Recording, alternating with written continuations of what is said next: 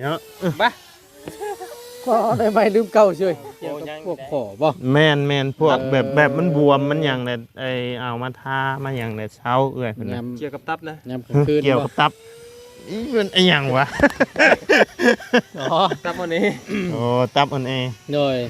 โอ้ยขอบคุณขอบบอกกับใจหลายๆเด้อ โดย ของฝาก ยังบ่ทันเบิดได้ประตูนะ เชื่อแล้ว ลูกเจ้าได้เชื่อแล้วหรือว่าอันนี้ก็ชุดแล้วแต่เจ้าเด้ออันชุดเจ้าเว้ากันนะ เฮ็ดอะไรสัมบาทนี่เว้ยจังว่า อันนี้บ่แม่นอันนี้ โมเมนต์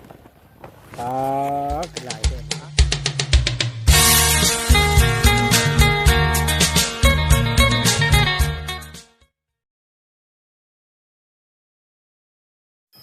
อ้าวเนาะพี่น้อง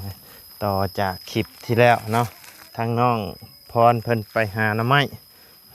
ได้อีบ่เนาะพากันตามรังกันน้องแนงมาละบาทนี่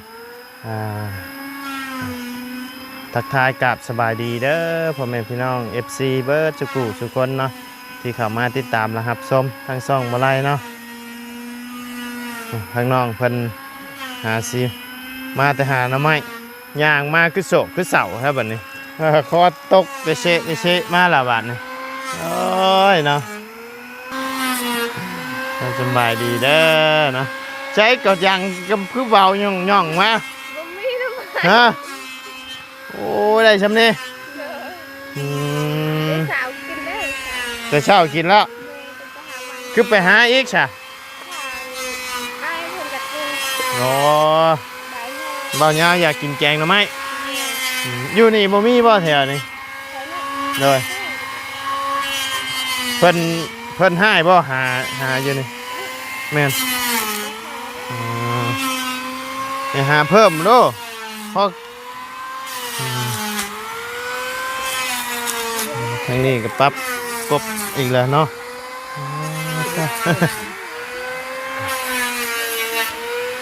โอ้อันนี้เรานี่คักกะลีนี่เนาะเห็นบ่หาฮักเลยฮะ พี่สาวนี่ว่าสิตัดอยู่เด้ แม่นบ่ เลย มากินนี่ฮักกวาดรถวิชานี่มาสิตัดอยู่แล้วบ่ให้ตัด บ่ประธานตัดเพื่อ ยังบ่ทันตัด โดย มาเรียบร้อยเลยบัดนี้ โดยสงสัยเลยเราบ่ให้ตัดแล้วเนาะ โดย เราสิล้ม เราว่าบ่ต้องตัดล่ะบ่เดี๋ยวสิล้มเอง ได้ นี่แต่เอาจักมาตัดงามันนะบัดนี้ เลยเสียดายหมากมันเนาะ แม่น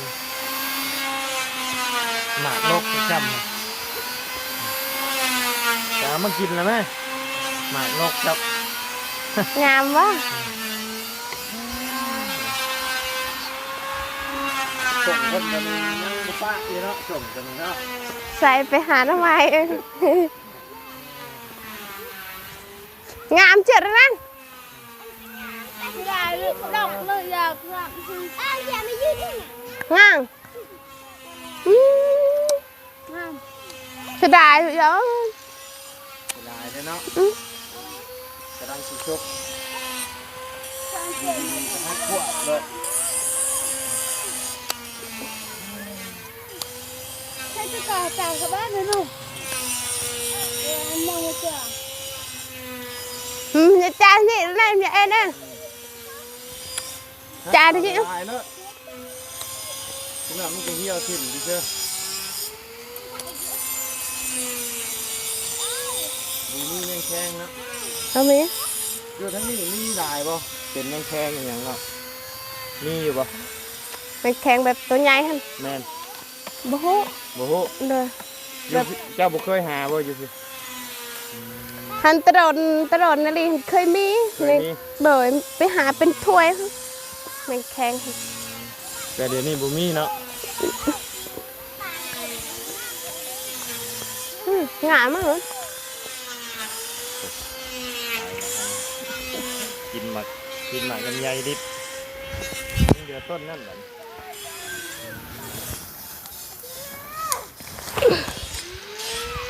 ตัดหน้าดินเลยตัดตรงนี้นี่สิแล้วสิเชื่อเลยเอาสิอย่าง เขาจะ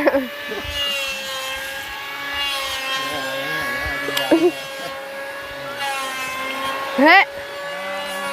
ปล่อยเพิ่นมานั่งเล่นน้ำอยู่พุ่นเนาะบ่ให้บ่ห้องนั่งเล่นน้ำอยู่พุ่น มาช่วยเจ้าแมงกันนะกับปนีมาบางไปด้านหัวพันตำไปเป็นหัวและพืชเป็นหัวล่ะเจอมือตื้อนี่จ้านี่ ลูกเนาะไปหาที่เจ้ากันนั่งอาบน้ำคนเดียวแม่ไปหาหน้ำไม้เลยเนาะ เบิ่งตาจนบักไง จบคือแม่เนาะปาก แก่ก็ได้ยังเอา ปาก นั่น คือแม่ เบิ้งคือแม่เนาะ เบิ่งตาคือว่าเลยตาว่าคือ ตาบ่คือแต่ขี้ชบคือเนาะปากเนาะปากคือบ่ ตัวนี้ก็บ่คือพอแล้วเพิ่นเด้ จังนั้นข่อยยังบ่เคยเห็นพอแล้วเนาะ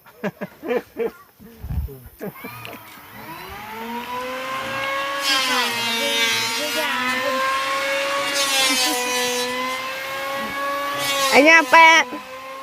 ตัวอันนั้นเต็มกระต่ออันเนี้ยอะไรมารอบสองบันนี้หมดสมอง มาเรียบได้กินเลยจ้ะ กินแล้วนะจัดบ่ให้ ปิดนัวแล้วไหม กินครับได้ต้มนะแม่นอนเราไม่นะปลายาวเพิ่นสิแกงบ่ เลยเพิ่นได้ชื่อๆแล้ว ต้มถ่าเพิ่นนั่นละ ยังไงเอาก้อยนายแต่ละยาวเตือนไปช่วยที่อันนายกันทุกอย่าง ฮะหมายความว่าไหนบ่ บักแม่ไปเอาเชียมเพิ่นไปตู้แน่ ไปเอาเสียม เลย อย่าไปยังเสียม ไปฉับน้ำไม้นี่เจอเตือจะล้า มาแล้วต่อตูนกับต่อยาวมาแล้วพี่น้อง ไม่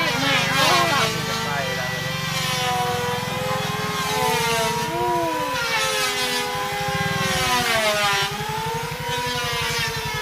แจงเตือมั้ง สบายดีไอ้เว้นตะนำ จังจัง ยังเห็นเป็นยังนั่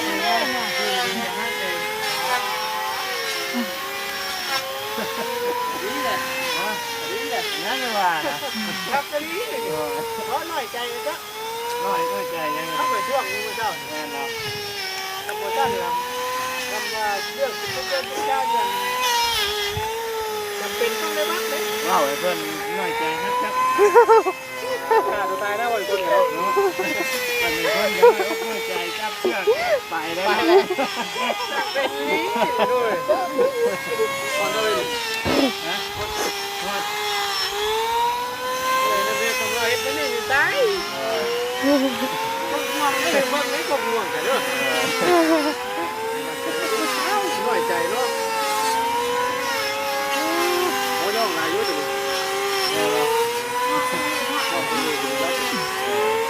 อันนี้นี่น้องนี่สิแต่ว่ากุดจะได้ตายกุดจะได้ผมยังไม่รู้ว่าเสียดได้หรือว่าประตูน้ำเข้าเสียดแบบเข้าจากตลอดก็ต่างเลยนี่คือเป็นแน่แล้วต้องสู้สู้ดิ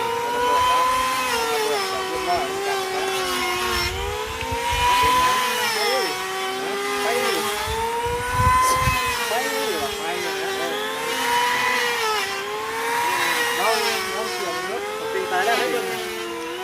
ตายอยู่นี่ก็บอกเรื่องตรงนี้นะเรื่องแรกถือว่าพลังดี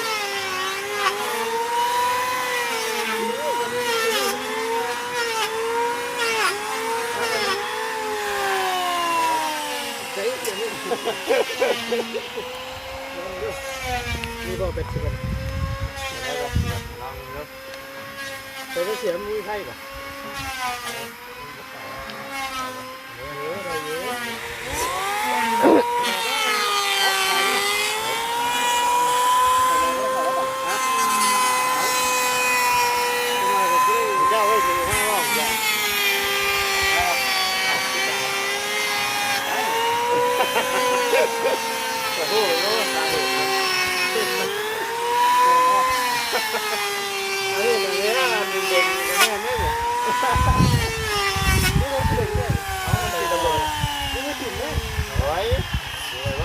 มึงหวยเราอะไรไปนะตายเลย ยังพอแก้ไขได้อยู่ไหมตั้งแต่ไฟใส่เบาะรถมามันแตกเลยแล้วเนี่ยตรงบ้านเนี่ยมาเนี่ยเสียบลายบ่เสียบลายงูละมันเอาไปแบ่งมันต้มตายเลย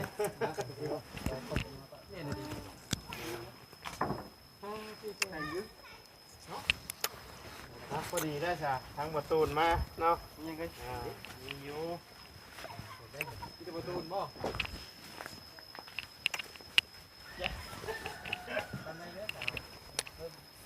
เด็กเห็นนะ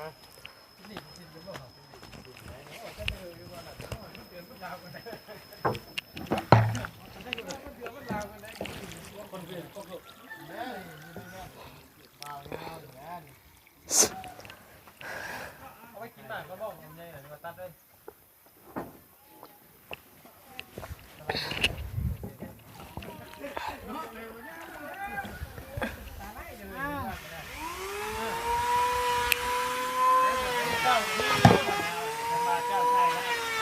มาไงเจอ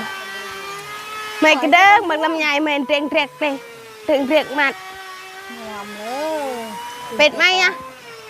ได้โหนเต้ตายโยเต้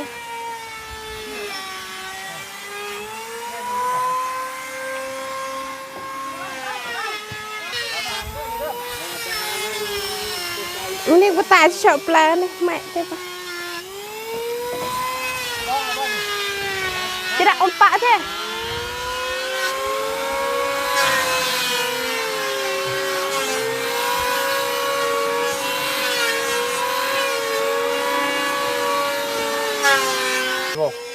พร้อมปีกแล้วว่าก ระป๋อมปีกบ่กระป๋อมปีกกระป๋อมปีกกระป๋อมปีกไปแล้วบินเลย ตัววินเลย ฮะใช่มาทันครับจ้ะใช่โอ้โอ้พี่นี่นี่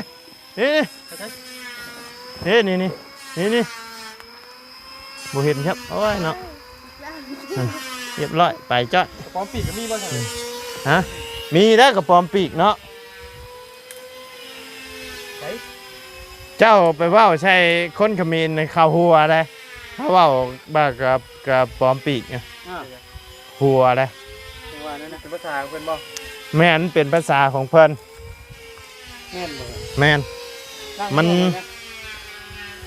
นั่งเรื่อง ลามกเพิ่นบ่ะ คือจังหวะลามกแสดงว่าแน่เนาะ มันคือมืดแท้เฮ้ย อ้าวมาอยู่ที่ก็ได้มาปีก อยู่ที่ก็ได้มามา ไปเข้าไปอยู่ในจุดประสงค์เลย มานั่งน้ำก็ได้ดอกมานั่งจนหมู่นะ ในช่วงบ่ นั่งท่วงไงเนี่ยเนาะ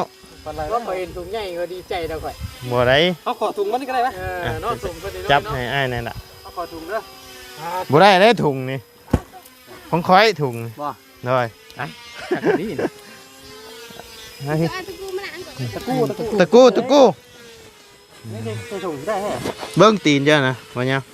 เบิ้งตีนจ้ะ เปอร์เซ็นต์สูงแล้วป่ะคือแล้วเฮ้ยป่ะคือแล้วนี่มันยาวคือแล้ว โอ้มีรุ่นอยู่ไหนนี่ มีรุ่นเนาะ โอ้คือตีนใหญ่บ่ ตีนใหญ่นะ 45มีบ่ บ่ได้นับ45ประมาณ53อยู่นี่ ตีนพลังเนาะเลย เอาก็มาแต่อเมริกาได้บ่ยาวเอ้ยนี่นะนี่คือเราว่าไปหาน้ำไม้อ๋อบ่ยัง ได้บ่ พอดีได้พอดี พอดีบ่พอดีแล้วมอบให้เจ้าเลยนี่ ขับเท่าไหร่ แท้บ่ เอาแท้ได้ อดีบ่ เอาใช่บ้าง เอาแท้มาแล้ว ข่อยใช่บ้างนะข่อยพอดีอยู่ค่านี่ มาก่อนเอาใส่ด้วยคือ ใจคืออยู่ไกลแท้น้องเห็นอยู่บ่มันเห็นบ่เบิดบ่ อ๋ออยากจะใส่มันสิมันเหลือทำไม ใช่เบิ่งดูฮะ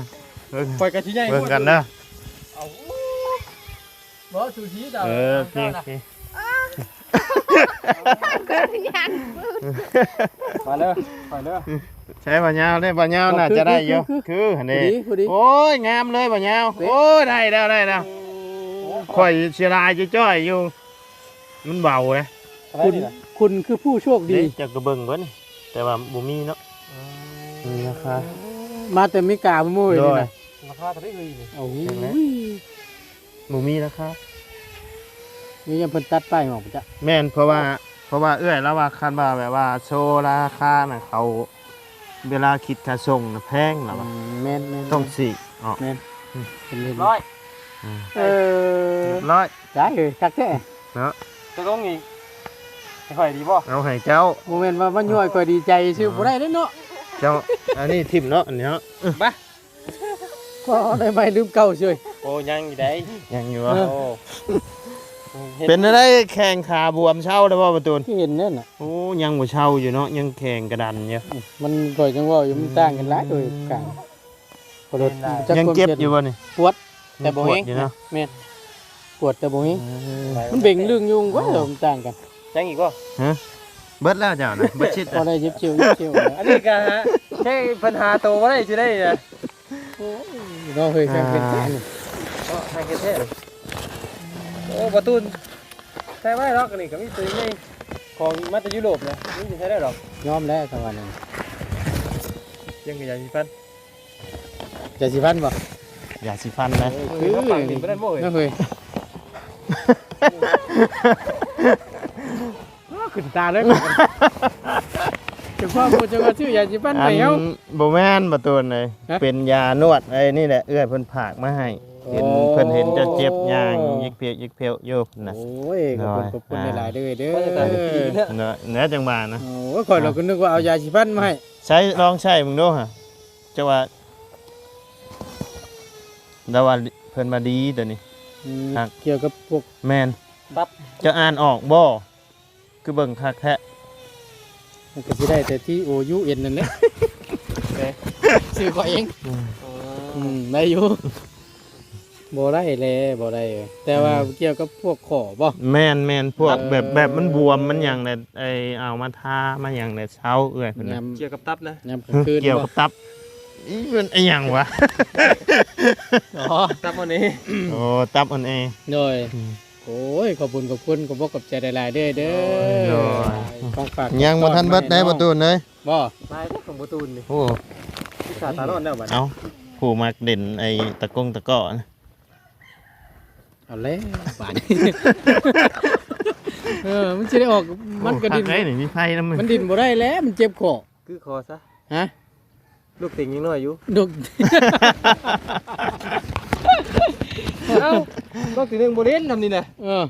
เพราะว่าต้องตีหนึ่งจังเรียนอยู่ โอ้ขนาดลูกข่อย10ปลายปียังเด็ด เยอะผมบอกนั่นเบิ่งกันไปเบิ่งนี่ว่าลูกข่อยมักคำนั้นนี่นะลูกข่อยมักเลยนี่ เพราะว่าลูกเจ้าบ่เล่น ว่ามันมีไผได้บ่ยาว ไผกับยาลูกเจ้ามันต้องขี่รถขี่ล่างไปพุ่นแล้วบัดนี้ถ่ายคอซะ ข่อย เอาฉันบ่เฮ้ย มันเกิดลูกชายเพิ่นได้มื้อนี้ เอาแหละเนาะเดี๋ยวแต่เจ้าตัดสินใจเด้อตัวนี้เด้อ จับจุดนี่เลยบ่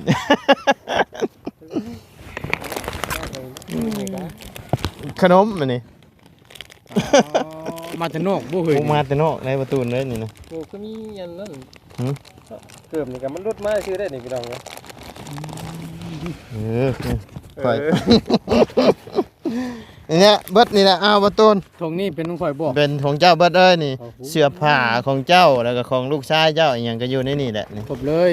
ลูกเจ้าได้เสือแล้ว ลูกเจ้าได้เสื้อแล้ว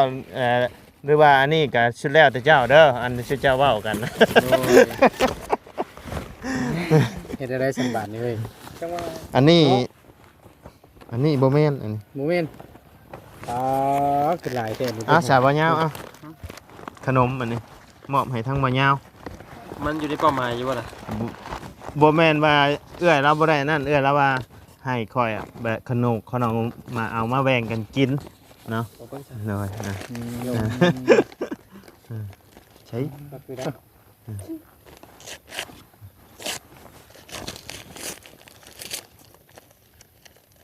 เนาะคือหลายชั้นจะเห็นเนาะ ตัวบ่ของข้างนอกเลย เนาะ อันผู้นำผู้ดีนี่น้ำเข้าบ่ได้ฮอดแน่น่ะ โอ้มีฟอยอีกเฮ้ย อีฟอย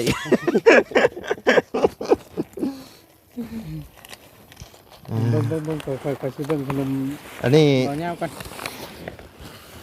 คือจะตุน ฮะอันนี้ เจ๊ใหญ่แค่ไหน ลุงอันนี้เป็นของลุงเฮิมกับของลูกสาวบาวดีแต่ว่าเพิ่นยังบ่มาเนาะบ่เป็น ทุกวันต้องหน่อยกินเลย ฮะลุงเฮิม ผู้ดีแล้วจะบ่ได้เอ้ยคำบ่นั่นน่ะ อ๋อ เบิ่งข่อยอยากฮู้เชื่อเจ้าปะข่อยอยากฮู้เชื่อเจ้า โม ว่า เม ตั นต์ยังข่อยนอนเมื่อคืนนี่ข่อยนอนอยู่พะลานน่ะสุดตัวเก่าอยู่เลย บ่โอ้เจะพ่อก็มา มันกินตุ้ยๆเด้อเฮ้ย ตุ้ยๆอยู่ ข่อยจะได้หาอาบน้ำเปลี่ยนชุดใหม่เท่านั้นแห โอ้ ละ คักขนาดนั้นสาวใช้เบิ่งดูเจ้าฮะ จับเหรอ ช้ำกันอยู่บ่กับคุณข่อย อืม ป้า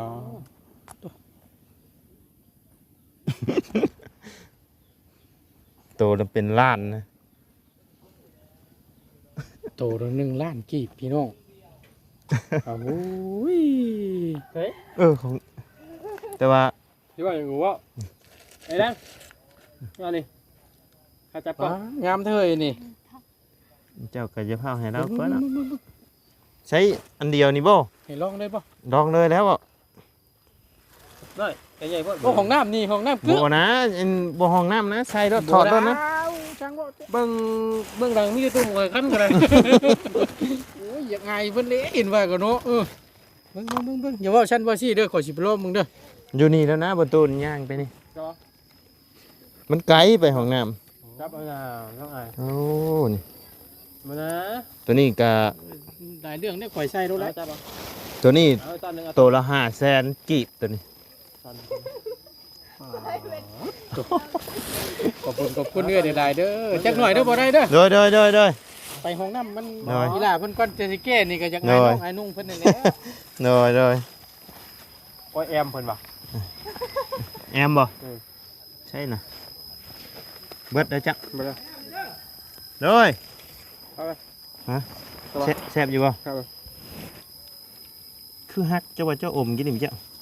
บ่มันแบบ บ่แม่นบ่ตายดาวรถนั่งกืนน้ำลายเอือกอยู่เบิ่งเนาะ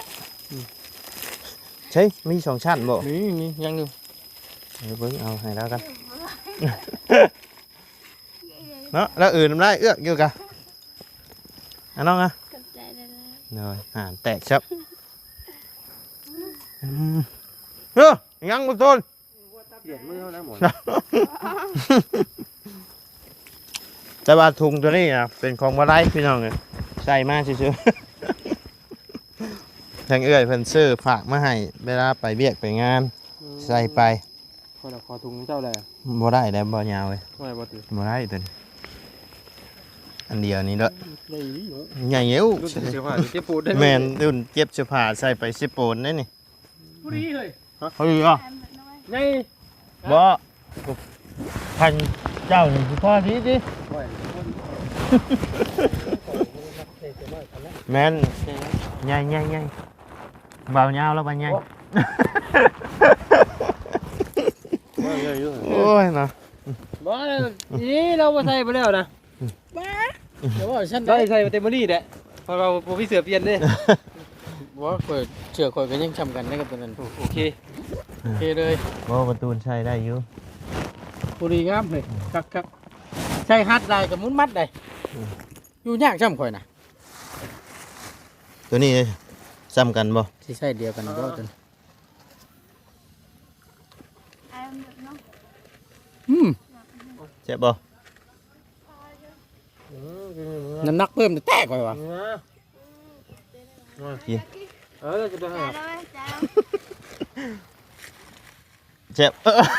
เจ็บบ่ โอ้ ข่อยเห็นแล้วกินนี่ข่อยเห็นแล้ว กัด โอ้ข่อยเห็นนะ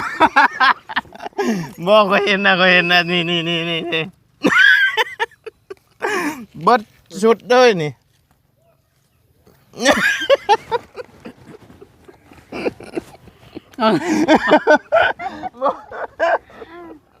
บอกว่าแล้ว ก็เห็นนะ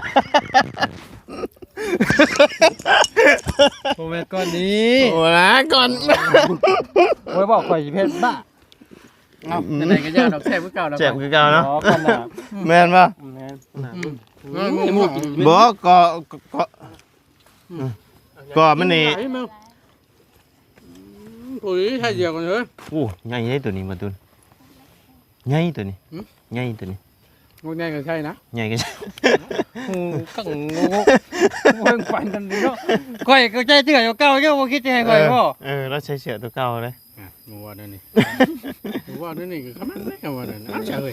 อยากให้มึงเขาบอกคือบังคับเอาครับ เราแบ่งกันก็ได้เป็นยังไง บ่นะ เอาคนละตัวเอาน้ำ เอาคันเจ้าลองชันพอดีเจ้าใส่เลยเอา น้ำเบิ้ง เขาเริ่มบ่สบายใจเอา บ่เป็น เฮ้ยเจ้าจะถือกระปานนั่นพุ่นบ่เนาะ เพิ่นบ่ให้เพิ่น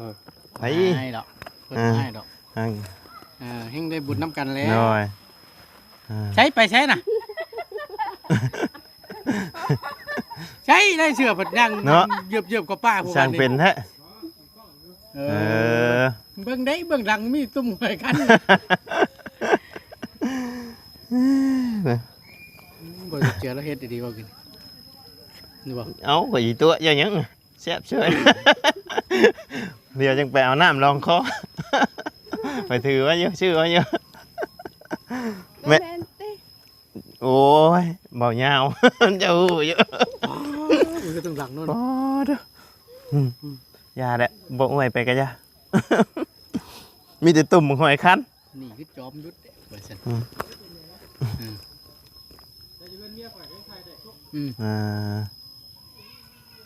โอ้พอดีเฉยเบาเงาเนาะ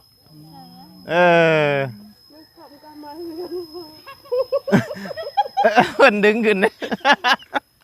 จะดึงขึ้นให้ยังเฉินนี่ ทั้งแรงหนังหลังเลย ทางถึกแล้วว่าพี่ขอสิจัดให้นี่จัดชงให้นี่ โดดเลยเมาอ่ะเมา นี่โอ้พอดีว่าเงาเนาะโอ้คือเฉย เป็นได้ไดสิเอาหมกบานให้แล้วหรือสิเอาหมกเสือให้ คำว่าบอกกับ คือว่าได้บ่ได้เมื่อคืนนี่ก็นอนน้ำกันอยู่บ้านช่อง ใส่ คน เสื้อตัวเก่า เสือตัวเก่า แปลงผอกแปลงฟันได้ถือมาอยู่บ่ ขึ้นตามแล้ว เอา บ่เป็นหยัง เนย เดี๋ยว เน แบ่ง ย กันใส่เด้อบ่ยาวเด้อ เนย พูนขอบใจเอื้อยเพิ่นพุ่น เน เด้อย เอามีแต่ว่าให้ ขอบใจ ทั้ง เอื้อย วาตูนกับขอบุญขอบคุณทั้งเอื้อยคำแพงดวงพระไสยจักรนั่นแหละเนาะ โอ้ย เพิ่นได้ผากเครื่องผากของมาให้ทั้งบ่ไล่แล้วก็บ่ตูนแล้วก็ยังมีอีกอยู่พี่น้องอะเป็นลุงเฮิม เนาะแล้วก็ เนย ก็บ่ได้แต่ทั้งบ่ตูนเนาะ น้อย ก็มีลูกชายน้ำเน เนย ในของดินน้องตีหนึง น้อย เนาะก็ต้มขนมโอ้ยเสื้อผ้าหน้าเปเนาะ อันย่อๆอันนี้บ่แม่นหยังได้คอยไอ้ม้วนๆใส่ถุงนี่มา บ่เป็นหยังบ่ น้อย เป็นหยัง ถูกนี่สิเนาะ โดยได้อยู่ เนย เอาก็ถือว่าได้ครับเป็นที่เรียบร้อยเดี๋ยวเด้อเอ้ยเด้อก็ได้ครับ ไม่กันเดือนเดียว มันเป็นอะไร ตายเขาหล่อเลยแข่งผลมันนะ เยอะ ก็ฮู้อยู่อุปกรณ์พวกไฟฟ้ายังถึกผลอยู่เจ้าก็ได้เอาเพื่อเป็นการบ่เสียเวลาเนาะก็ทั้งบ่ตูนก็ได้รับแล้วเอ้ยเนาะก็ได้เสื้อแล้วก็ทั้งน้องก็ได้แบ่งให้ทั้งบ่ยาวนำเด้อพอดีว่าทั้งเพิ่นก็บ่มีเสื้อใช้พอดีเอ้ยเนาะก็แบ่งกันจังหวะพอดี บ่ได้นัดบ่ได้หมายกันเลย โดย บ่ได้มาให้แบบจังหวะเล แล้ว ย ก็บ่ได้ฮู้สองคนเพิ่นบ่ได้ฮู้เลยว่าข่อยสิมามื้อนี้เนาะ บ่จักซ้ำ บ่าวไรสิมาพี่น้อง แม่นเพราะว่าบ่ได้คุยกันจักดีนะพี่น้องบ่ได้นัดกันว่ามานี่ แต่ว่าทั้งข่อยโทรหาอยู่ได้แต่ว่าเข้ามานี่มันมีสัญญาณ มันมีสัญญาณ น้อย นะเอาก็ถือว่าได้เนาะก็ น้อย มีของฝากของตอนน้องตีหนึ่งน้ำแน่แล้วก็ทั้งบ่ตูนน้ำแน่ น้อย ก็ได้รับเป็นที่เรียบร้อยเนาะก็ขอบคุญขอบคุณทางเอื้อยใหญ่ใจดีหลายๆเด้อเอื้อยเพิ่นชื่อ เอ้ยคำแพง เอื้อยคำแพง เนาะ อันเป็นคนลาวหรือคนไทยบ่ คนลาว อ๋อโดยนอกจากทั้งน้องกับบุมีหยังตอบบุญแทนคุณเอื้อยก็มีแต่คำอวยพรอวยไสที่จะส่งถึงทางเอื้อยคำแพงเด้อก็ขอให้มีแต่ความสุขกายสบายใจปรารถนาสิ่งใดขอให้สมคำมุ่งมั่นลังปรารถนาเด้อบ่ว่าเฮ็ดธุรกิจการงานใดๆก็ขอให้ประสบผลสำเร็จในหน้าที่การงานนั้นๆตลอดปีและตลอดไปเรื่อยเด้อขึ้นเหนือล่องใต้ไปใส่มาใส่ก็ขอให้เดินทางตลอดปลอดภัยขอให้มีแต่คนหักคนแพงเด้อสิ่งที่สำคัญขออายุมันคนยืนอยู่ดำนุกดำลานอยู่น้องนุ่งไปนานๆเด้อสาธุขอบใจทั้งบ่ได้ใดๆเด้อเป็นสะพานบุญให้เด้อ เอ้ยเด้อลายสำหรับเกิบ แสดงว่าเราไล่ช่องเล็กบุญ ช่องเร่งแล้ว เอาดีใจน้ำ โด เนาะ ย แบ่งกันพี่น้อง แบ่งกันพี่น้องเลย ขอบคุณน้ำกันเด้อ เอาขอบกับใจก็ได้หลายเด้อเด้อขอให้เอ้ยอยู่ดีมีแฮงเนาะความเจ็บปล่อยได้ความไข่หมวยมีเด้อเด้อขอบคุณนี่หลายที่ซื้อของฝากของตอนมาให้เนาะอยู่ดีมีแฮงเนาะดำด้วยทางครอบครัวเอ้ยเด้อเนาะอยู่ดีมีแฮงเด้อสำหรับคลิปนี้ถ้ามันบ่ถูกบ่ต้องบ่จบบ่งามนั่นใดก็ขอโทษขออภัยแล้วพี่น้องเด้อเนาะได้แล้วบ่น้อง เป็นได้ไร โยมือกล้องกับวิทย์ละเหงาอยู่ เอ้าซะบ่ไรขอบคุณกับมุกกับใจหลายๆเด้อบ่ไรเด้อเนาะขอบใจทั้งบาตูนหลายๆเนาะ เป็นยังมานั่งเป็นกันนี่แหละ ผู้ดีเป๊ะเลย อันนี้กับพอดีเป๊ะดิ บ่เป๊ะเป็นไง บุเป๊ะเป็นไหนเนาะ โยมันต้องตีน โดนเอาทั้งบ่ได้ก็ต้องขอบคุญขอบคุณทั้งเอื้อยหลายๆเด้อเนาะที่ได้ซื้อเครื่องซื้อของมาให้ทั้งบ่ไล่แล้วก็ทั้งทีมงานเนาะก็ขอให้เอื้อยอยู่ดีมีแฮงความเจ็บบ่ให้ได้ความไข้บ่ให้มีเด้อเนาะปรารถนาสิ่งใดก็ขอให้ได้สมความมุ่งมั่นดังปรารถนาบ่ว่าเฮ็ดธุรกิจการงานหยังก็ขอให้เฮงๆปังๆดำๆได้รวยตลอดปีและตลอดไปเด้อเอื้อยเด้อสาธุเนาะ โอเคชนะพี่น้องสำหรับคลิปนี้ทั้งบ่ไลกะลำลาเด้อพี่น้องเด้อขอบบุญขอบคุณพ่อแม่พี่น้องและ FC เบิร์ดจุกูทุกคนเนาะที่เข้ามารับชมทางช่องบ่ไลเนาะสำหรับคลิปนี้ก็ไปแล้วพี่น้องสบายดีเด้อเนาะ ไป พี่น้อง อ่า